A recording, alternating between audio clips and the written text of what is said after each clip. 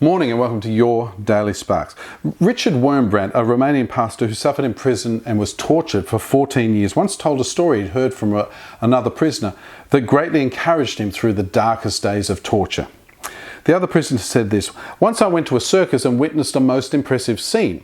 A sharpshooter with an arrow placed a burning candle on his wife's head, then he stepped out of the arena from quite a distance and he shot the candle off her head.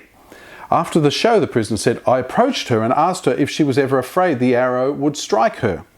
She replied, 'Why should I be? He was aiming at the candle, not me.'"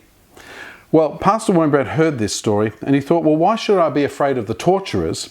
They don't aim at me, they may beat my body, but my real being is with Christ.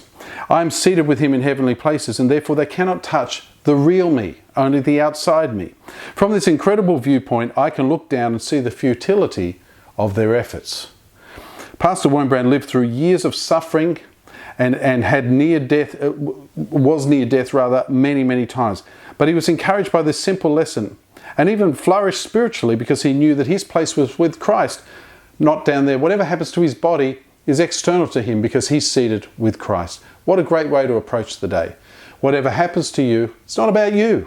Step back, trust in him. You can look down at it and say, that's not really me. I'm seated with Christ. Think about that today. We'll see you tomorrow on Sparks.